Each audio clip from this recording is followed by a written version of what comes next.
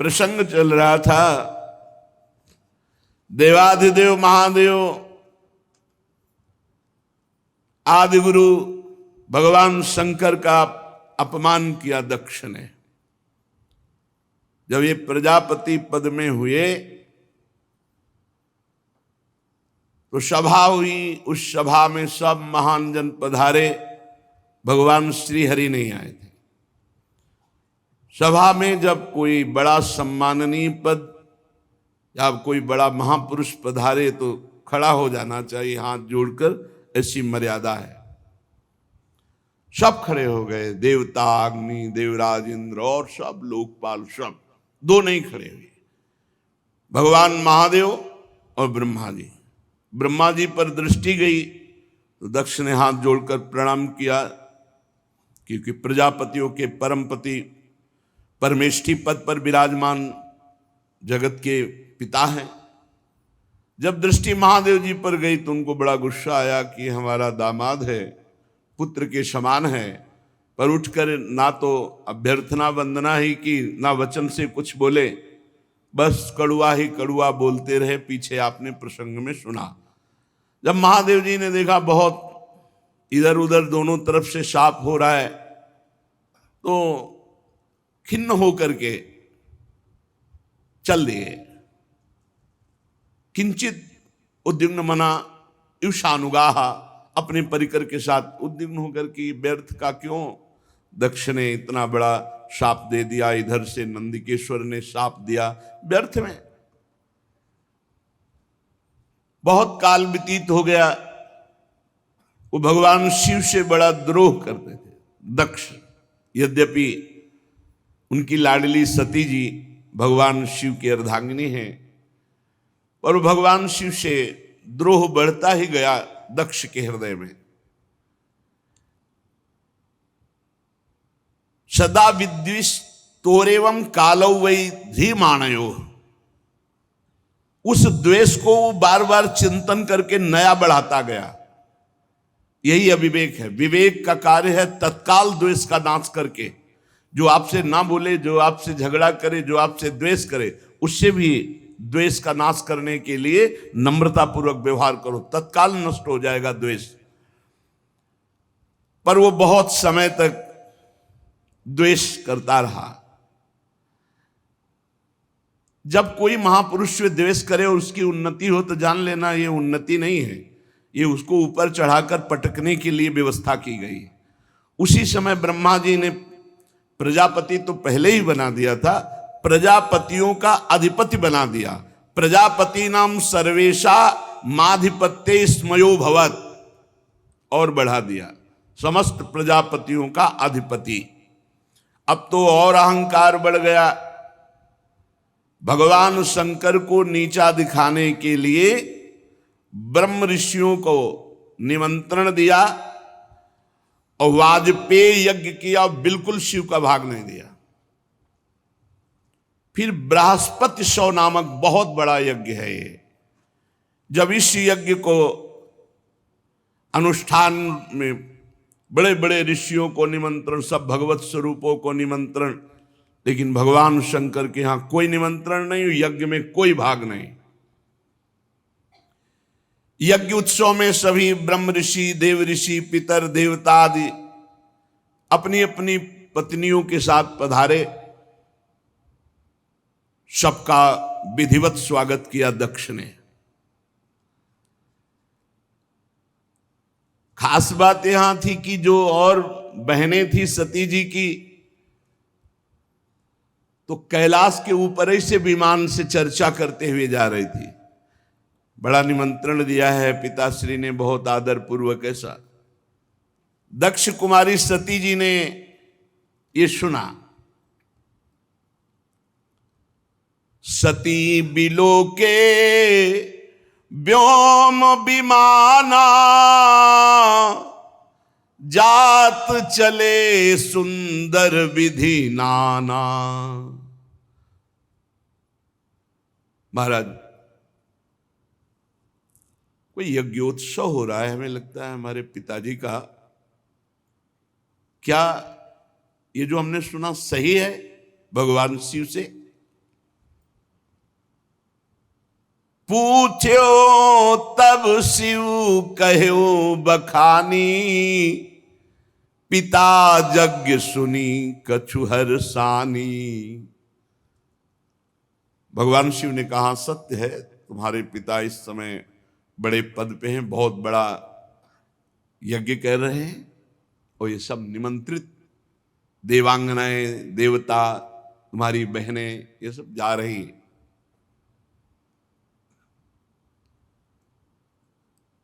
कहा प्रभु मेरी भी इच्छा हो रही, मैं भी जाऊं। जो महेशु मोहिया यसु देही, कछु दिन जाई रहो मिसिए। यदि भगवान शिव की आज्ञा हो तो मैं भी उत्सव में सम्मिलित हो जाऊं, वहां जाके दर्शन करूं। पिता भवन उत्सव परम, जो प्रभु आयसु होई, तो मैं जाऊं कृपायतन, सादर देखन सोई। यदि स्वामी का करुणा में प्रभु का आदेश हो तो मेरे पिताजी के यहां बड़ा उत्सव हो रहा है, आपने ही अभी बताया, तो मैं जाऊं उस उत्सव में सम्मिलित हो जाऊं। क्योंकि जानती भगवान शिव जाएंगे नहीं, बहुत बड़ा द्वेष मानते हैं दक्ष, तो अपने हृदय से इतना प्रियता है माता में, पिता में, कि अम्बा जी कहते हैं यदि आपका आदेश हो तो मैं जाऊं। अपने स्वामी, अपने प्रीतम से जो द्वेष करता है, अपमान करता है, निंदा करता है, शाप दे दिया, अब प्रधानता प्रीतम की होनी चाहिए या पिता पक्ष की? भगवान शंकर ने कहा कहेहु नीक मोरेहु मन भावा, यह अनुचित नहीं नेवत पठावा। ठीक कह रहे हो, मुझे भी अच्छा लग रहा है, अपने पिता के यहां जाना चाहिए, पर उन्होंने निमंत्रण नहीं दिया। सबको विश्व में निमंत्रण दिया है, पर हमें निमंत्रण नहीं दिया। ब्रह्म सभा हमसन दुख माना, तेहि ते अजहु करहि अपमाना। ब्रह्म सभा में एक बार तब से लेकर अभी तक वो द्वेष ही द्वेष कर रहे हैं और अपमान करते जा रहे हैं। जो बिनु बोले जाहु भवानी, रही न सीलु स्नेहु न कानी। मुझे लगता है कि बिना बुलाए तुम्हें जाना नहीं चाहिए, नहीं तो तुम्हारा सील, स्नेह, शांति, मान, मर्यादा सब भंग हो जाएगी। नहीं जाना चाहिए। तो अंबाजी ने भगवान शिव की तरफ प्रश्नवाचक दृष्टि से देखा। महाराज सारी बात तो आपकी ही है, यदि आप खड़े हो जाते तो मेरे पिता क्यों नाराज होते, और ये समस्या ही ना बनती। भगवान शंकर ने कहा त्वयोदितम शोभनमेव शोभने, अनाहुता अप्यभियंति बंधुषु। सुंदरी तुम कह सकती हो कि उठ के खड़े होना, प्रणाम करना, अभ्यर्थना करना, आपने क्यों नहीं किया? देहाभिमान से उत्पन्न हुए अहंकारी को हम कभी सम्मान नहीं करते। भगवान शिव क्या कह रहे? देहाभिमान जिसके छाया है, ऐसे अहंकारी, मदाभिमानी, द्वेषी, इनका हम सम्मान नहीं करते। विद्या, तपस्या, धन, सुदृढ़ शरीर, जवान अवस्था और उच्च कुल, ये 6 सत्पुरुषों में तो गुण का काम करते हैं, पर यही अगर नीच स्वभाव वालों में आ जाएं तो अभिमान बढ़ा देते हैं और दोष का काम करते हैं। उनकी विवेक शक्ति नष्ट हो जाती है और वो महापुरुषों का भी अपमान कर देते हैं। इसी से जिन्हें तुम अपना बांधव समझ रही हो वो हमें शत्रु समझ रहे हैं। तुम्हें नहीं जाना चाहिए। बाण से बिंदने पर हृदय में उतना कष्ट नहीं होता जब प्रियजनों के द्वारा वाणी से हृदय भेद दिया जाता है। रात दिन वो वाणी वाले दुख देते रहते हैं, पीड़ा देते रहते हैं। सुंदरी, तुम जानती हो कि तुम्हारे पिता बड़ी उन्नति को प्राप्त हैं। वे तुम्हें बहुत प्रेम भी करते थे, अब नहीं करेंगे क्योंकि तुम मेरी अर्धांगिनी हो। तुम्हें मान नहीं मिलेगा क्योंकि मुझसे वो द्वेष करते हैं।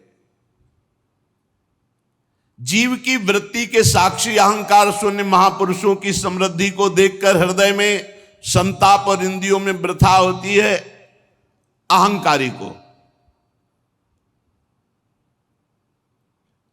जैसे दैत्यगण हरि से द्वेष करते हैं, ऐसे अहंकारी महापुरुषों से बिना कारण के द्वेष करते हैं, उनकी निंदा करते हैं, उनका अपमान करते हैं। सुमध्य में सुंदरी ये सम्मुख जाना, नम्रता दिखाना, खड़े होना, प्रणाम करना, ये लोक व्यवहार है। तत्वज्ञानियों के द्वारा ये सब नहीं होता। तत्वज्ञानी बहुत अच्छे ढंग से लोक व्यवहार का निर्वाह करते हैं। क्या वो अंतर्दृष्टि से आत्म भाव में भगवान वासुदेव का ही नमन करते हैं, किसी दूसरे का नहीं। परम पुरुष वासुदेव को प्रणाम कर लिया, सबका प्रणाम हो गया। हम देहाभिमानियों का सम्मान नहीं करते। ना देह मानी ने, जो देह अभिमानी हैं ऐसों का सम्मान नहीं करते। पदाभिमानी, देहाभिमानी, इनका सम्मान नहीं करते। भगवत ऋषि जी ने भी कहा है, भूत भविष्य लोक 14 में भये हुए हरि प्यारे, 300 व्यवहार हमारो अभिमानिन ते न्यारे। अभिमानिन भगवान शंकर ने भी कहा। सबके अंतःकरण में विशुद्ध भगवान वासुदेव विराजमान है। उन्हीं वासुदेव का नमस्कार, सबका नमस्कार। जैसे मूल में जल चढ़ा दो सब जगह पहुंच जाता है। हम तो सिर्फ भगवान इंद्रियातीत वासुदेव को नमस्कार करते हैं, दूसरे को नहीं। इसलिए विचार करो, प्रजापतियों के यज्ञ में मेरा क्या अपराध था? मेरे प्रति कटुवाक्य, तिरस्कार, अपमान, निंदा, शाप, ये सब क्या? दक्ष यद्यपि तुम्हारे शरीर को उत्पन्न करने वाला पिता है तो भी मेरे से शत्रुता का भाव रखता है, इसलिए तुम्हें बिल्कुल नहीं जाना चाहिए। यदि ब्रजिष्यसि, यदि जाओगी तो मद्वचो भद्रम भवत्या न ततो भविष्यति संभावितस्य स्वजनात् पराभवो यदा सा सद्यो मरणाय कल्पते। यदि मेरी बात मान लो करके तुम नहीं जाती हो तो परा मंगल होगा, और अगर मेरी बात की अवहेलना कर दी और तुम चली जाती हो तो इतना ध्यान रखो, प्रतिष्ठित व्यक्ति का जब अपने प्रियजनों के द्वारा अपमान होता है तो उसका एक ही निर्णय निकलता है, मृत्यु। संभावितस्य स्वजनात् पराभवो यदा सा सद्यो मरणाय कल्पते। स्पष्ट भगवान शिव ने कह दिया, इसका परिणाम मृत्यु ही होगा अगर मनमानी करोगी तो। भगवान शंकर मौन हो गए। सती जी ने फिर दृष्टि से देखा, इस बार थोड़ा रुद्र दृष्टि थी, प्रश्नवाचक दृष्टि थी। इस बार मानो प्रश्न था कि हमने तो शास्त्रों में सुना है कि गुरु के यहां बिना बुलाए जाना चाहिए, पिता माता के यहां बिना बुलाए जाना चाहिए। तो यदि मैं बिना बुलाए जाती तो कोई दोष थोड़ी, शास्त्रीय दोष भी नहीं है, क्योंकि भगवान शंकर ने कहा जो बिनु बोले जाओ भवानी, राहे न सील स्नेह न कानी। तो सती जी ने मानो प्रश्न किया कि क्या अपने पिता माता के पास बिना बुलाए जाना कोई दोष है? गुरु जी के यहां निमंत्रण ना मिलने पर भी जाना चाहिए, यही मर्यादा है। ये नहीं कि तुम्हें बुलावें, प्रार्थना करें तो नहीं। यद्यपि मित्र प्रभु पितु गुरु गेहा, जाई बिनु बोले हूं न संदेहा। भगवान शिव ने कहा प्राण प्यारा मित्र बिना बुलाए जाना चाहिए, इष्ट देव के यहां, स्वामी के यहां बिना बुलाए जाना चाहिए, गुरुदेव के यहां बिना बुलाए, और माता पिता के यहां। ये 4 जगह है जहां निमंत्रण की परवाह नहीं की जाती। परम प्राण प्रिय मित्र, स्वामी का गृह और गुरुदेव और माता पिता। भगवान शंकर ने कहा ठीक सिद्धांत है ये, पर तदपि विरोध मान जहां कोई, तहां गए कल्याण न होई। यदि मित्र द्रोह रखता है तो नहीं जाना चाहिए, यदि माता पिता द्वेष रखते हैं तो नहीं जाना चाहिए, यदि गुरु की इच्छा है कि तुम ना हो तो फिर नहीं जाना चाहिए, यदि स्वामी की इच्छा है कि तुम हमारी दृष्टि में ना पड़ो तो नहीं जाना चाहिए। तदपि विरोध मान जहां कोई, तहां गए कल्याण न होई। भगवान शिव ने कहा वहां नहीं जाना चाहिए। भांति अनेक शंभु समुझावा, भावी बस न ज्ञान उर आवा। भगवान शंकर बहुत प्रकार से समझा रहे हैं, लेकिन अंबाजी को भगवान शंकर की सीख इस समय अच्छी नहीं लग रही। क्यों? क्योंकि ममत्व जोर कस गया। माता पिता बहनों का प्यार बड़ा उत्सव है, सबसे मिलेंगी, ये जोर कस गया तो आद्य गुरु भगवान शंकर प्राण प्रीतम है, उनकी बात अच्छी नहीं लगी। खड़ी हो गई सती जी और अपने परिवार के जनों के दर्शन की इच्छा से कैलाश से चल पड़ी। फिर लौट आती है, फिर भगवान शंकर को देखती है, फिर चल पड़ती है, फिर लौट आती है। इस प्रकार कई बार ऐसी दुविधामयी स्थिति हुई। बंधुजनों की प्रबल मिलने की इच्छा और महादेव जी नाराज ना हो जाए, ये ऐसी दुविधा दुचित स्थिति आ गई। बार बार निकलना, बार बार वापस आना, आखिरी बार भगवान की शंकर की तरफ रोष दृष्टि से देखा, कांपने लगा शरीर सती जी का, और ऐसा लगा मानो भस्म कर देंगी। ततो विनिः स्वस्य सती विहाय तम शोकेन रोषेण च दूयता हृदा। शोक क्रोध चित्त को बेचैन कर दिया और भगवान शंकर की तरफ रुद्र दृष्टि से देखा। आखिरकार जिन भगवान शिव ने अपना अर्धांग उनको बनाया, उनको छोड़कर वो लंबी लंबी सांस लेती हुई माता पिता के घर की तरफ चल पड़ी। जब देखा महादेव जी ने कि अब सती जी तो रुकेंगे ही नहीं, तो कई हजार रुद्रगणों को आदेश किया और अपने निजी वाहन वृषभराज नंदकेश्वर को आदेश किया, जाओ तुरंत जाओ। हजारों भगवान शिव के पार्षद माता जी से विनय की कि वाहन पर विराजमान हो। अपने वाहन पर नहीं माता जी जा रही, भगवान शिव के वाहन नंदकेश्वर वृषभराज पर विराजमान हुई। मैना पक्षी गेंद दर्पण जितना सामग्री श्रृंगार की, श्वेत छत्र चंवर माला राजचिन्ह दुंदुभी शंख बांसुरी और हजारों की संख्या में शिव पार्षद आसपास से ये भगवान शिव ने अपनी तरफ से। माता जी आखिरी बार तो बहुत रुद्र दृष्टि देख करके गई। अब जब सेवकों के साथ यज्ञशाला में प्रवेश किया तो वहां ब्राह्मण लोग वेद ध्वनि उच्च स्वर से होड़ लगी हुई थी। देखा स्वर्ण डाब चर्म आदि के जो मिट्टी काठ आदि के पात्र अलग अलग, सब देवताओं का भाग, सबकी व्यवस्था, लेकिन पूरी यज्ञ में कहीं भी भगवान शंकर का कोई स्थान नहीं, कोई भाग नहीं। सती जी को जे ही दक्ष ने देखा तो बड़े क्रोध दृष्टि से देखा और कोई आदर नहीं, कोई बातचीत नहीं।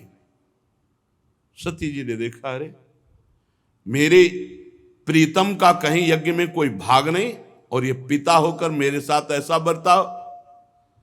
बहनें जो बड़ी मुस्कुराती हुई एक उपहास जनित ऐसे, निमंत्रण तो गया होगा आपके पास। सती जी के हमारे पास, हमारे लिए तो वाहन भी गया था, व्यवस्था भी गई थी। अच्छा भले आ गए, उपहास। केवल एकमात्र सती जी की माता उस सहृदय प्रेम से मिली। सादर भले ही मिली एक माता, भगिनी मिली बहुत मुस्काता। दक्षिण कछु पूछी कुशलाता, सती बिलो की जरे सब गाता। सती जाई देख्यू जब जागा, कतहु न दीख शंभु कर भागा। तब चित चढ़े जो शंकर कहेऊ, प्रभु अपमान समुझी उर दहेऊ। सती जी ने देखा कि बहनें मुस्कुरा करके मिल रही हैं, पिता तो देखते ही जल गया और भगवान शंकर का कहीं कोई भाग नहीं। बहुत क्रोध आया, मानो संपूर्ण लोगों को अंबा भस्म कर देंगी। दक्ष की तरफ देखकर कहा, कर्म मार्ग के अभ्यास में घमंडी शिव जी से द्वेष करता है। तब तक मर्यादा रहती जब तक इष्ट पर प्रहार न हो। अगर इष्ट के संबंध पर प्रहार हो तो जैसे पिताश्री कह के बात करने वाले प्रहलाद जी ने दैत्यराज कह के बात किया, ऐसे का कर्म मार्ग के अभ्यास में लगा हुआ घमंडी तो भगवान शिव से दोह करता है। लड़खड़ा रही थी क्रोध में वाणी अंबा जी की, तू पिता है क्या? तू जानता है भगवान शंकर से बड़ा कोई इस सृष्टि में है? नायस्ते लोके त्यतिसायनः प्रियस्तथा प्रियो देह भृताम प्रियात्मना, तस्मिन् समस्तात्मनि मुक्त वैर के रीते भवंतम कतमः प्रतीपयेत।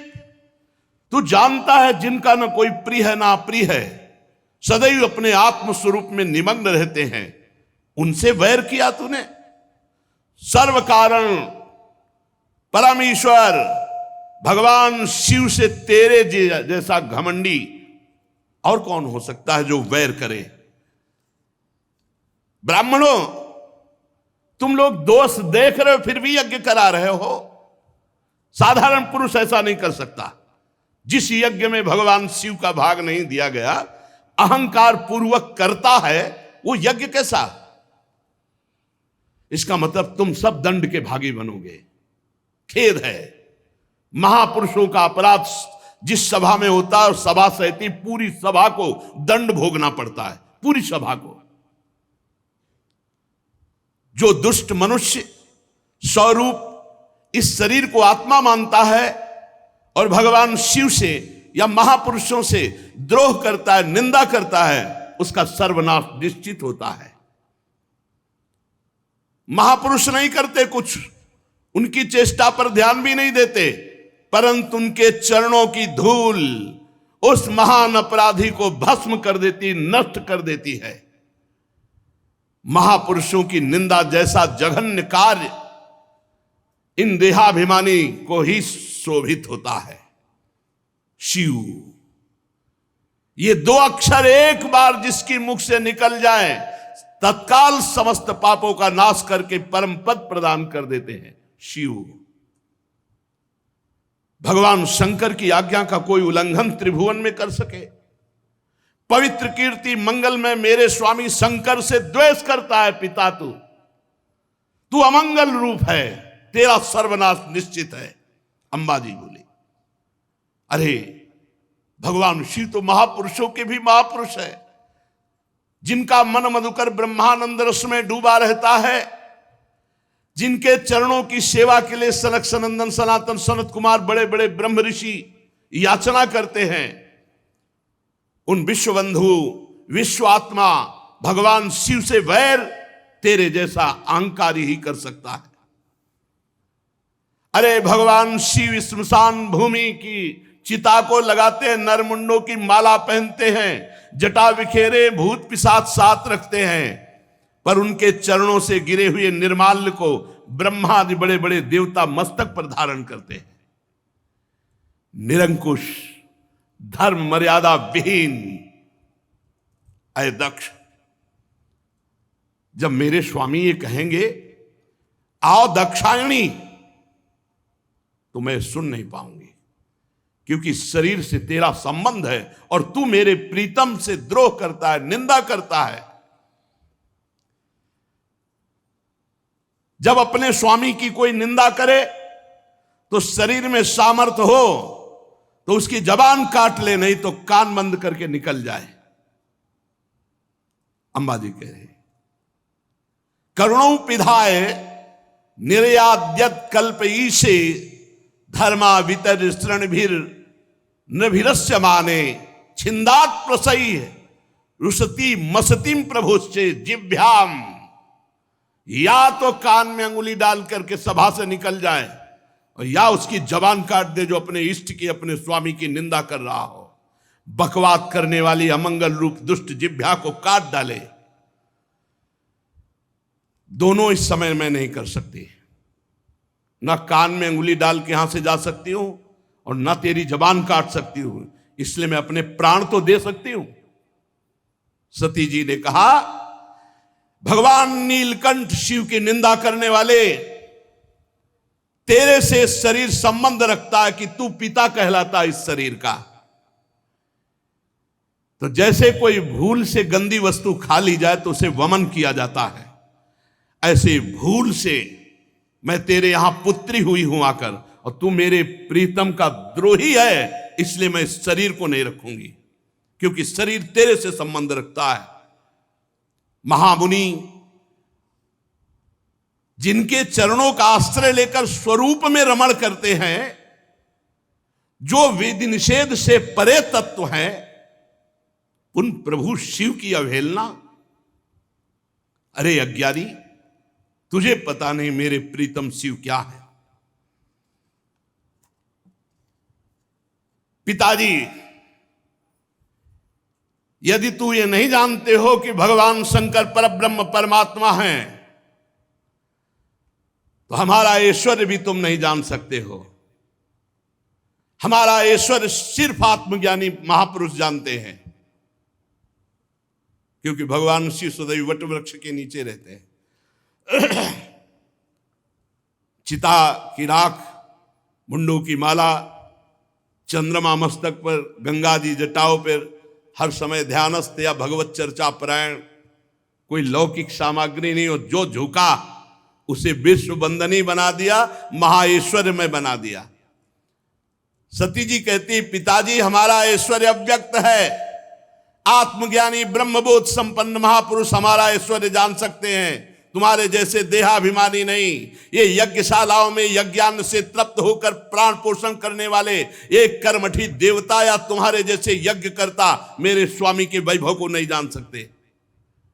भगवान शंकर का अपराध करने वाले अपराधी आपके इस शरीर से उत्पन्न हुए निंदनीय देह को अब एक क्षण मुझे नहीं रखना। लज्जा आती ही मुझे इस शरीर पर कि मैं दक्ष पुत्री हूं। मेरे प्राण प्रीतम शिव का अपराध करने वाले, तुझे धिक्कार, और तेरी पुत्री कहलाने वाले शरीर को धिक्कार। अगर मैं वापस जाती हूं और भगवान शिव कहेंगे आओ दाक्षायणी, दक्ष पुत्री आओ, ये मैं नहीं सुन सकती। ये मैं नहीं सुन सकती कि भगवान शिव का अपमान करने वाले शरीर से हमारा संबंध है। उत्तर दिशा की तरफ मुख करके मौन होकर बैठ गई, आचमन किया, पीला वस्त्र ओढ़ा, आंख मूंद करके योग मार्ग में स्थित हुई। तत्काल आसन बांधकर प्राणायाम, प्राणवायु को नाभि चक्र का भेदन करते हुए उदान वायु को नाभि चक्र से ऊपर उठा करके अनिंदिता महामहिमामयी सती हृदय स्थित वायु को कंठ मार्ग से भ्रकुट के बीच में लाकर और सबके परम पूजनीय अपने प्राण प्रीतम भगवान शंकर का ध्यान, और ध्यान करते हुए अंदर से मांगा, बार बार मेरा जन्म हो और मेरे पति जगत गुरु भगवान शंकर हो। अंतिम समय ध्यान में यही मांगा कि बार बार मेरा जन्म हो और हर जन्म में हमारे पति जगत गुरु भगवान शंकर हो। बस भगवान शंकर के ध्यान में तन्मय होकर सब कुछ भुला दिया। यहां तक ये भूल गई कि मैं दक्ष पुत्री सती हूं, सब विस्मृत, केवल शिव। तुरंत आग लग गई, चरणों से लेकर पूरे शरीर में आग लग गई। भगवान शिव के चिंतन में तन्मय और अपने प्राण त्यागने की जे ही धारणा की तो योगाग्नि प्रकट हो गई अंबा जी के शरीर में। हाहाकार मच गया, पूरे शरीर में दिव्य आग। समस्त देवता जो यज्ञ में सब कोलाहल मच गया, भागे सब इधर उधर भागे कि अब तो आतंक हो जाएगा, अब तो सर्वनाश का खेल होगा। क्योंकि सती जी ने शरीर छोड़ दिया तो रुद्रगण कैसे किसी को चैन से रहने देंगे। जो बड़े बड़े याज्ञिक थे उन्होंने कहा, अरे ये दक्ष के दुर्व्यवहार से कुपित होकर देवादिदेव महादेव की प्रिया सती ने अपने शरीर को त्याग दिया। अरे देखो, सारे चराचर के जीव इस दक्ष प्रजापति की संतान है, फिर भी ये कैसा दुष्ट है। अपनी पुत्री शुद्ध हृदया सती का आदर नहीं किया, भगवान शिव का ऐसा निरादर किया कि उसने प्राण त्याग दिया। बड़ी सब बातें होने लगी। अरे कम से कम जब शरीर छोड़ रही थी उस समय शंकर द्रोही रोक देता, लेकिन इसने तो बात ही नहीं की। जेव ही ये सूचना, यज्ञ मंडप के बाहर शिव पार्षद खड़े थे, शिव पार्षदों को सूचना मिली, हाहाकार मचा हुआ, सती जी ने अपने शरीर में योगाग्नि प्रकट कर ली। अब तो उठा उठा करके पटकने लगे जितने भगवान शिव पार्षद थे, जो मिले पंडित यजमान, जो भयंकर रुद्र लीला। महाराज सर्व समर्थ भृगु जी ने देखा यज्ञ में तो विघ्न डाल दिया, तो उन्होंने अपहृतम रक्ष इस मंत्र का उच्चारण करके जय स्वाहा दक्षिणाग्नि में आहुति दी, तो रिभु नाम के महान बलवान देवता प्रकट हुए तत्काल मंत्र के बल से, और बड़े तेजों में ब्रह्म तेज से संपन्न। और उन्होंने जलती हुई लकड़ी जो मिला उठा उठा कर भगवान शंकर के गणों की पिटाई करके भगा दिया यज्ञ रक्षा के भृगु जी के मंत्र से। उधर देवर्षि नारद जी भगवान शंकर शांत बैठे हुए थे। हर हर महादेव, नारायण नारायण नारायण। भगवान शंकर ने आंख खोला, बोले प्रभु बड़ा मंगल हो गया, दक्ष ने आपका भाग नहीं दिया यज्ञ में और माता जी से बात भी नहीं की, आपकी निंदा, आपका अपमान ना सह सकने के कारण सती देवी ने योगाग्नि के द्वारा अपने शरीर को भस्म कर दिया। और आपके पार्षद जब उनको दंड देने लगे तो भृगु जी ने रिभुओं को मंत्र के द्वारा इतना प्रबल पार्षद रूप प्रकट किया कि आपके पार्षदों को मार के भगाया वो आ रहे हैं। भगवान शंकर उस समय सती का भस्म होना, पार्षदों का अपमान, तो क्रुद्धा सुदृष्टोष्ठ पुटः सा धूर्तिजटाम, भगवान शिव क्रोध से ओठ चबाने लगे और जटाएं से बिखेर ली और एक जटा पकड़ी जो बिजली की तरह चमक रही थी और उखाड़ कर पृथ्वी पर पटक दिया एक जटा को। जे ही पटका तो इतनी जोर का अट्टहास हुआ मानो विश्व का विनाश हो जाएगा।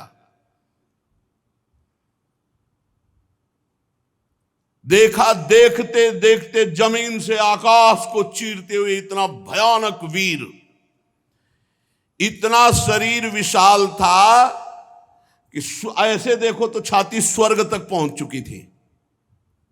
1000 भुजाएं, मेघ के समान श्याम वर्ण, जलते हुए 3 विशाल नेत्र, बाहर मुंह से निकली हुई विकराल दाढ़ें, अग्नि की ज्वाला के समान लाल लाल जटाएं, गले में नरमुंडों की माला और 1000 हाथों में 1000 अस्त्र धारण किए हुए।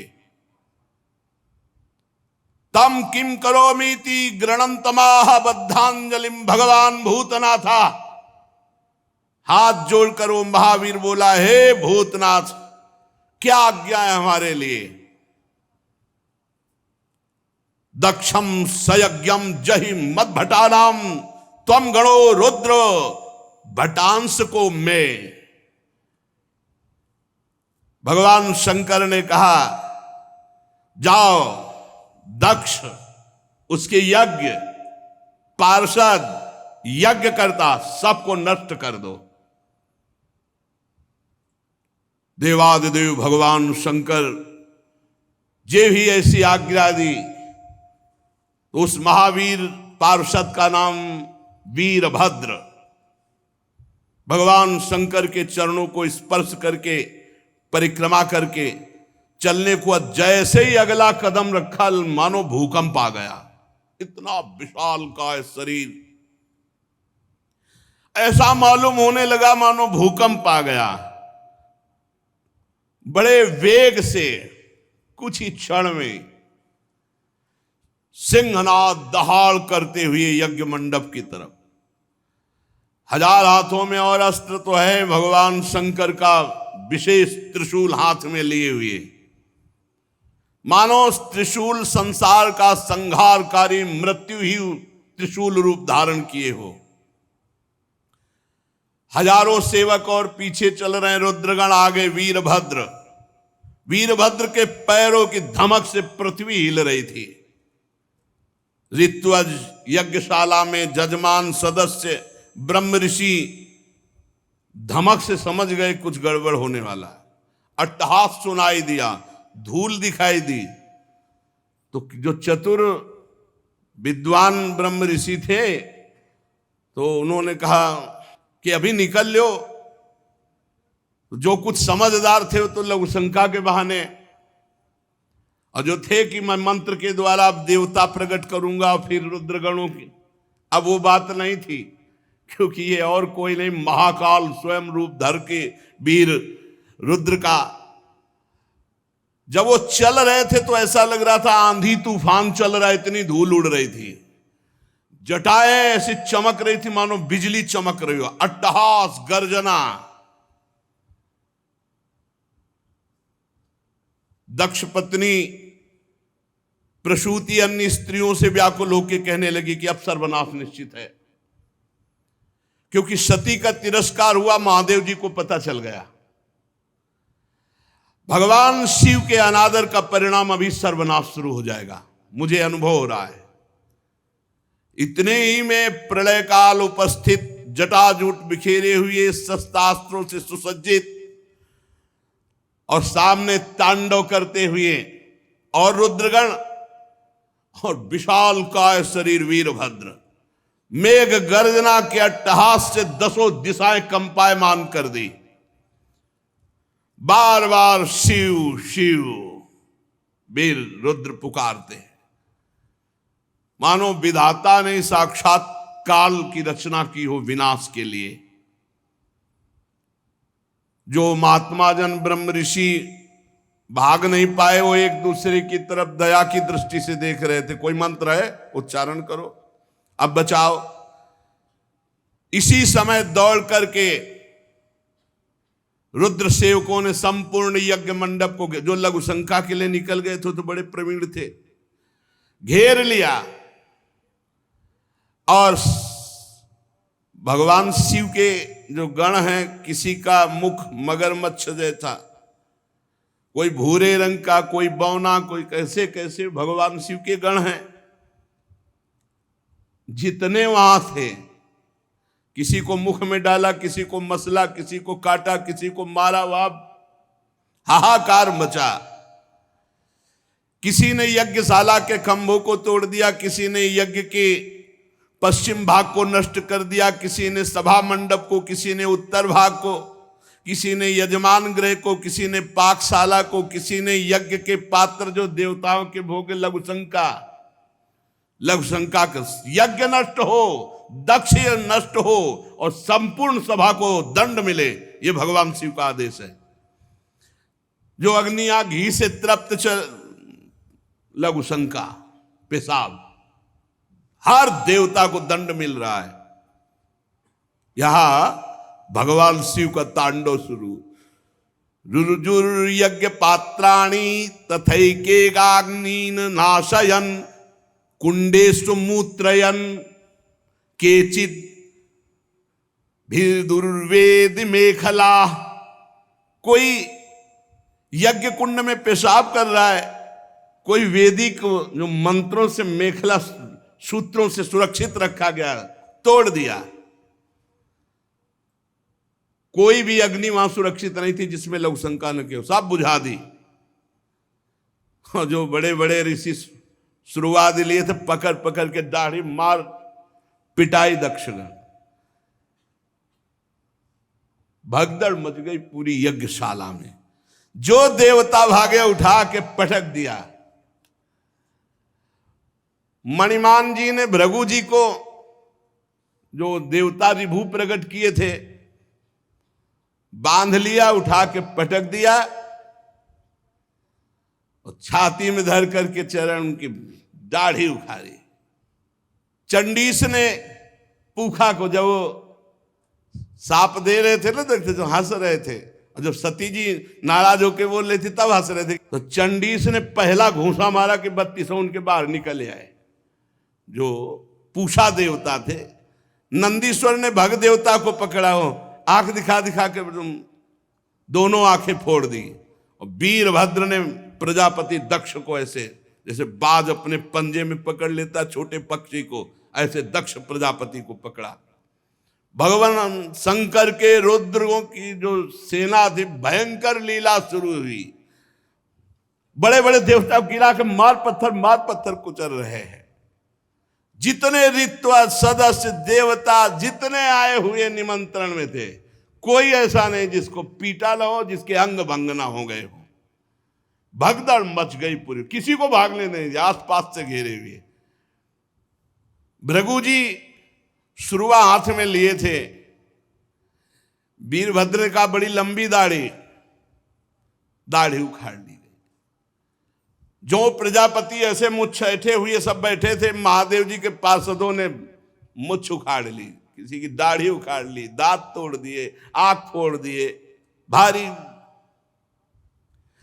देवादिदेव महादेव जी के पार्षद इस समय न कोई मंत्र काम कर रहा है ब्रह्म ऋषियों का, न साप काम कर रहा है कि जाओ कुछ नहीं, जल लिए रहो हाथ में, कुछ नहीं। ये शिव प्रताप है।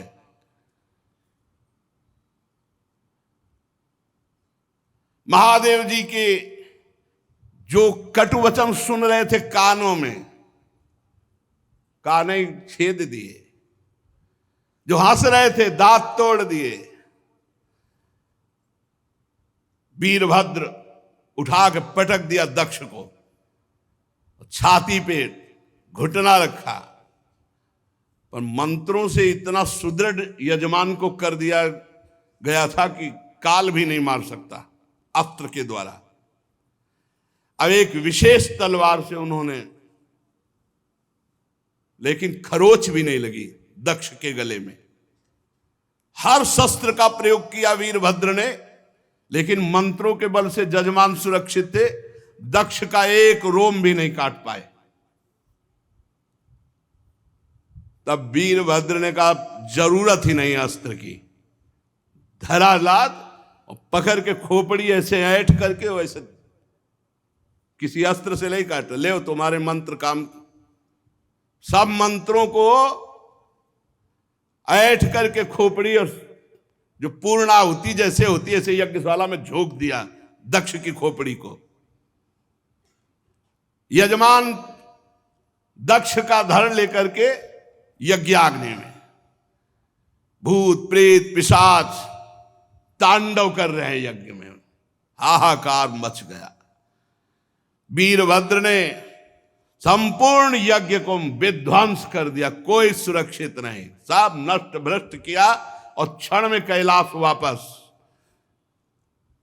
भगवान शिव को प्रणाम किया और कहा प्रभु जैसा आपने आज्ञा की थी वैसा ही हुआ। त्रिशूल पट्टिस गदा पर एक मुदगर आयुधों से छिन्न भिन्न होकर ऋत्वज सदस्य जजमान सब नष्ट भ्रष्ट कर दिए गए। अब उनमें जिनकी सांसें चल रही थी, अब ऐसे ऐसे महापुरुष थे, अंतर्ध्यान हुए, ब्रह्मा जी के पास पहुंचे, बोले प्रभु ऐसा ऐसा सब पूरा। दो नहीं गए थे इस यज्ञ में, न ब्रह्मा जी गए थे न भगवान हरि गए थे। ये पहले से जानते थे कि जहां शिव का अपमान होता है वहां सर्वनाश लीला होती है, इसलिए यज्ञ में नहीं गए थे, न ब्रह्मा जी न श्री हरि। जब जो बचे हुए देवता वो जाकर के वहां प्रार्थना की, सब अंग भंग। भगवान श्री हरि ने कहा परम तेजस्वी पुरुष का अगर कोई दोष भी बन जाए तो उसका अपराध नहीं करना चाहिए, फिर निर्दोष महापुरुष का अपराध करने पर तो सर्वनाश हो ही जाएगा। अगर वो तेजस्वी पुरुष है, अगर उससे कोई अपराध भी बन जाए तो उसके साथ अपराध के बदले में अपराध न करे, नहीं तो नाश हो जाएगा। फिर जो निर्दोष महापुरुष हैं उनकी निंदा उनका अपमान तो सर्वनाश कर ही देगा। और फिर तुम लोगों ने भगवान शंकर का अपमान, भगवान शंकर की निंदा, भगवान शंकर को भाग्य न देना। चलो अब जो हुआ सो हुआ, सब चलो भगवान शंकर के पैर पकड़ो। तुम लोग शुद्ध हृदय से यदि भगवान शंकर की प्रार्थना करोगे तो बहुत जल्दी आशुतोष हैं, वो बहुत जल्दी प्रसन्न हो जाते हैं। दक्ष के दुर्वचन, दक्ष का अपमान, प्रिया सती का वियोग, इसलिए तुम यदि मंगल चाहते हो, दूसरा संकल्प ना बनने पावे, सब चलो भगवान शंकर के पैर पकड़ो, चल के क्षमा अपराध मांगो। अगर दूसरी बार कुपित हो गए तो लोकपालों के सहित लोक के लोक भस्म हो जाएंगे, किसी की ताकत नहीं बचा सके। भगवान ने ऐसा कहा। भगवान रुद्र परम स्वतंत्र हैं, उनकी सामर्थ्य को न तो कोई ऋषि मुनि जानता, न कोई देवता जानता है, न देवराज इंद्र जानते हैं, न यज्ञ स्वरूप और कोई, और यहां तक कि मैं स्वयं नहीं जानता हूं क्यों कितने सामर्थ्यशाली हैं। इसलिए एक ही उपाय है, चलो सब चरण पकड़ लो भगवान शंकर की।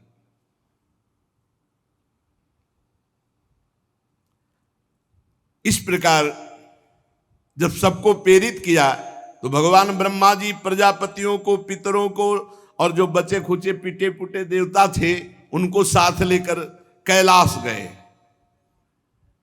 कैलाश पर्वत दिव्य औषधियों से, दिव्य मंत्रों से और योग आदि से सुरक्षित है। ऐसा नहीं कि हर कोई कैलाश में प्रवेश पा लेगा। दिव्य औषधियां, दिव्य मंत्र, दिव्य योग आदि और दिव्य देवता किन्नर गंधर्व आदि के द्वारा सुरक्षित है।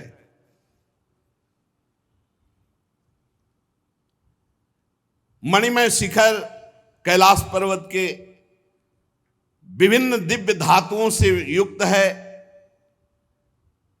बड़े निर्मल झरने बह रहे हैं। बहुत सुंदर विहार स्थली कैलाश पर्वत।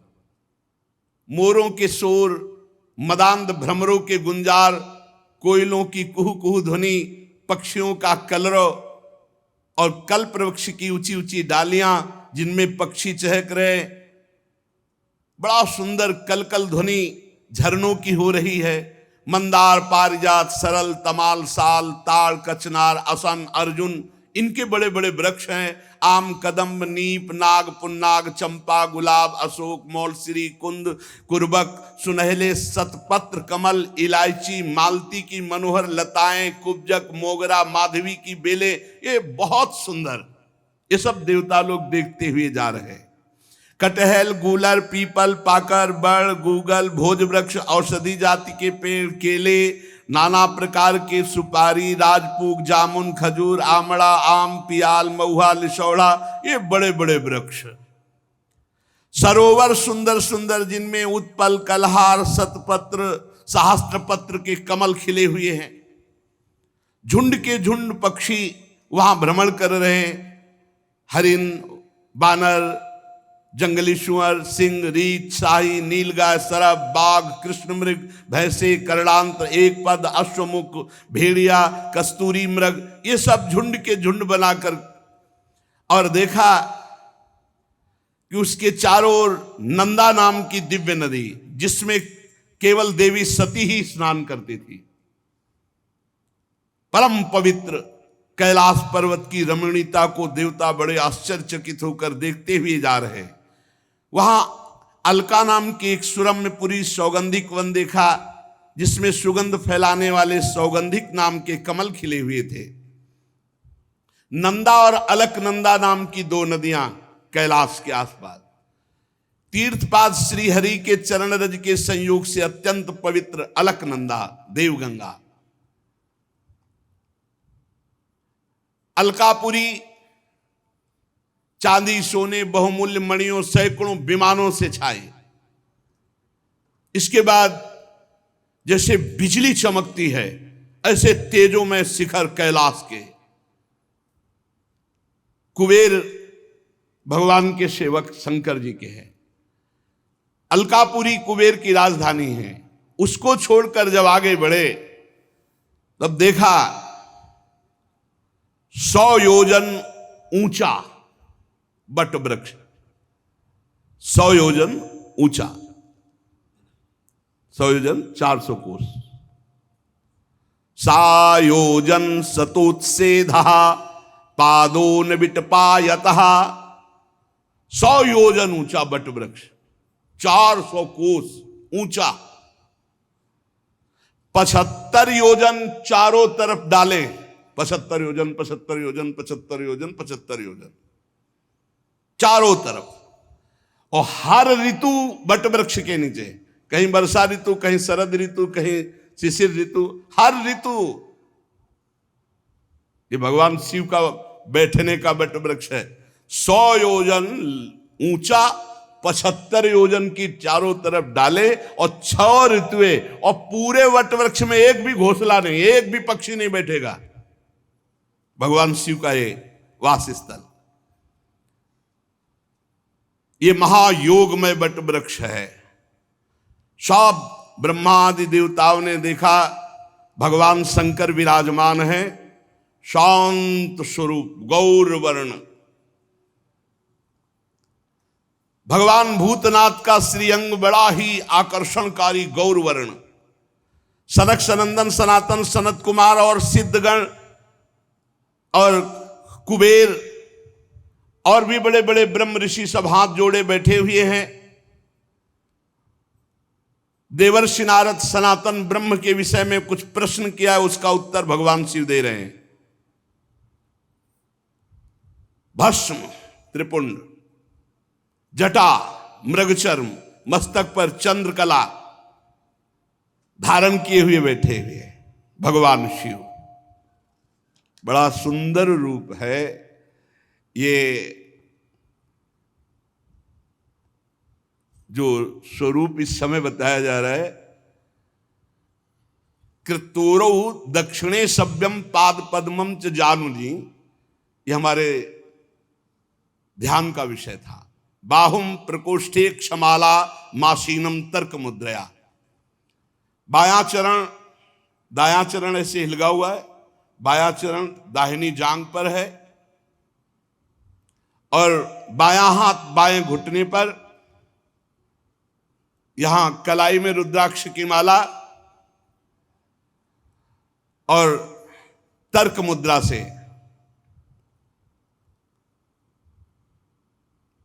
भगवान शिव ऐसे बाएं, इसमें बायां पैर दाहिनी जांग पे, दाहिना चरण हिलिक रहा है। और योग पट्ट कहते हैं काठ की बनी हुई टहनी, टेकनी जिसमें ऐसे वो ऐसे दाहिनी तरफ लगी हुई। बड़े बड़े देवता, मननशील मुनि, बड़े बड़े लोकपाल सब हाथ जोड़े खड़े हैं। ऐसी मुद्रा में उपदेश कर रहे हैं। यहां रुद्राक्ष की माला, ज्ञान मुद्रा, आशीष मुद्रा, अर्धनेत्र खुले हुए, बाएं चरण को दाहिनी जांग पर और दाहिना चरण हिलगा हुआ, वो ऐसा अद्भुत गौरवर्ण स्वरूप, यही ध्यान का विषय था।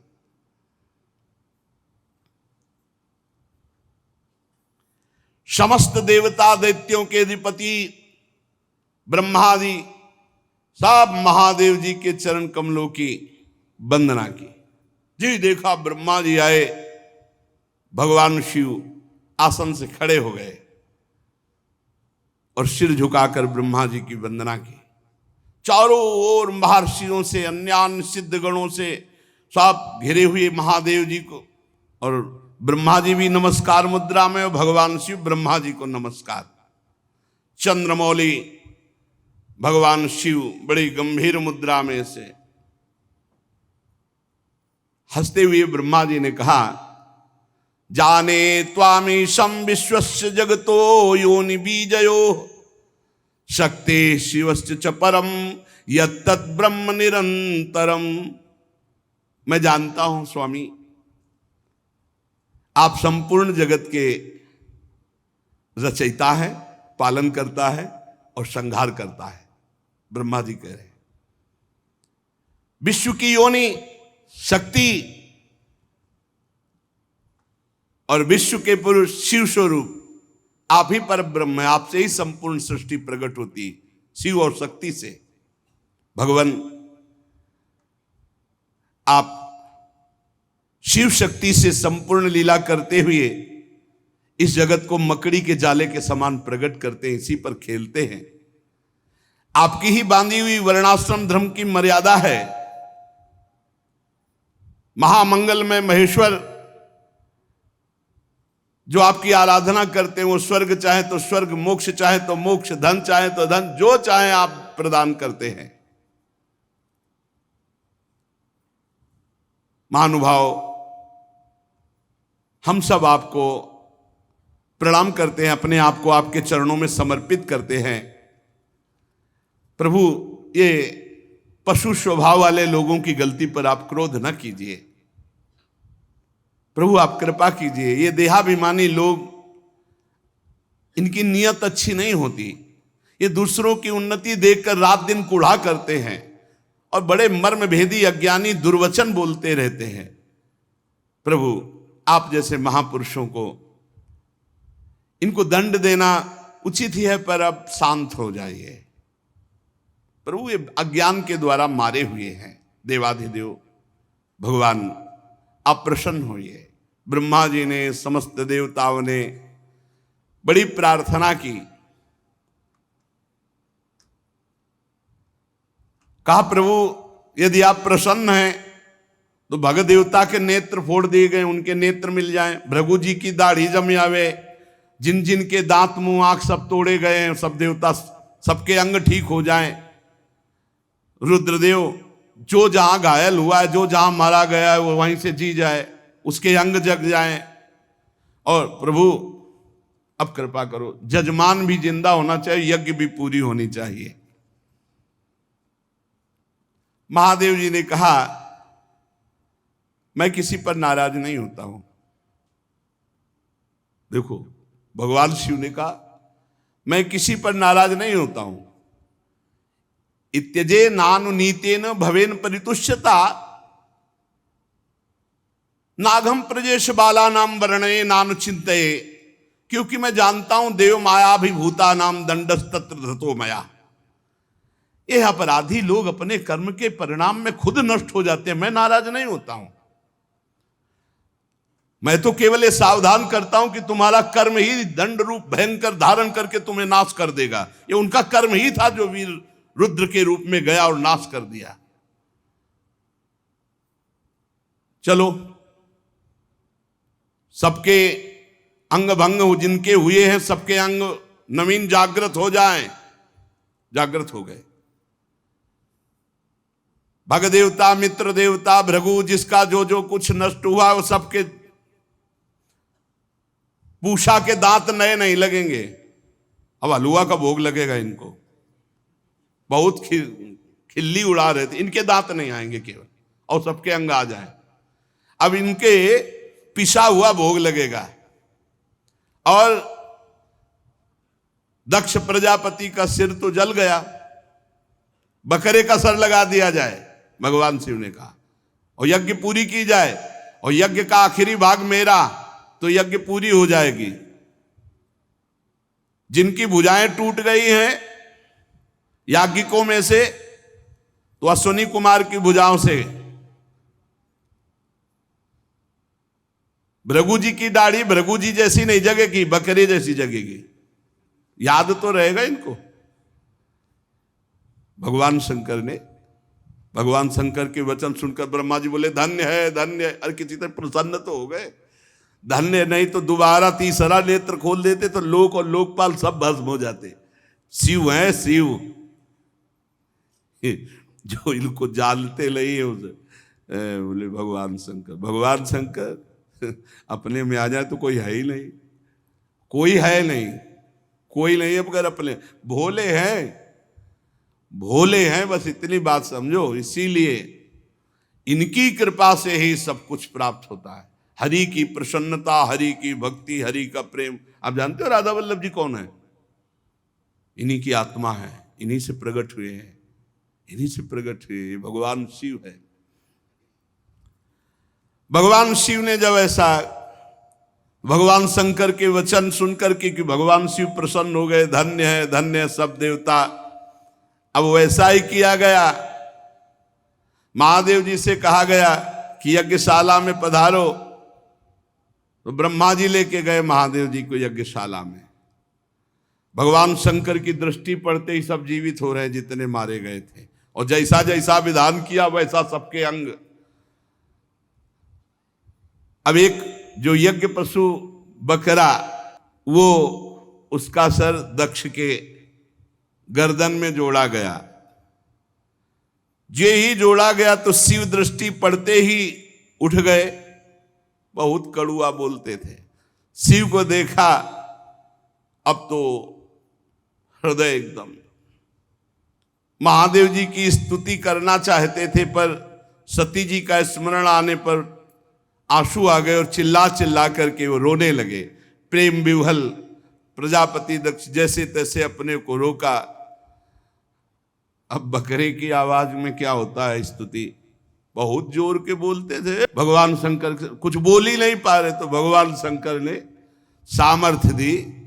तब दक्ष बोले भूयान अनुग्रह अहो भवता कृतो में दंडस्त्वया मयि भृतो यद्यपि प्रलब्धा ना ब्रह्म बंधुश्चवान भगवन् नवज्ञा तुभ्यम हरेश्च कुतएव धृत व्रतेषु। भगवान मैंने अपराध किया है आपका, और आपने जो थोड़ी शिक्षा के लिए दंड दिया इसको मैं कृपा मानता हूं। आज मेरा अहंकार नष्ट हो गया। आप और भगवान श्री हरि तो आचारहीन नाम मात्र के भी अपने जनों की उपेक्षा नहीं करते, फिर प्रभु हम तो यज्ञों के द्वारा आपकी ही प्रसन्नता के लिए आपकी आराधना करते हैं, आप हमें कैसे भूल जाएंगे। प्रभु आपने ही ब्रह्मा होकर सबसे पहले आत्म तत्व की रक्षा के लिए अपने मुख से विद्या, तपस्या, व्रतादि ब्रह्म ऋषियों को उत्पन्न किया।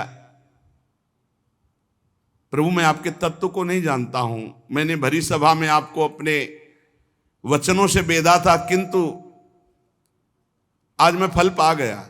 अगर आप आशीष न देते तो आज के बाद शब्द ही नहीं निकलता। प्रभु मेरे अपराध क्षमा कर दो। पूज्यतम महानुभावों को अपने जनों के अपराध क्षमा करने ही पड़ते हैं। आप अपनी करुणा भरी दृष्टि से मुझे उबार लो। अब भी आपको प्रसन्न करने के लिए मेरे पास गुण नहीं है, बस आप अपनी कृपा से प्रसन्न हो जाओ, उदारतापूर्ण बर्ताव से प्रसन्न हो जाओ। आशुतोष भगवान शंकर प्रसन्न हो गए।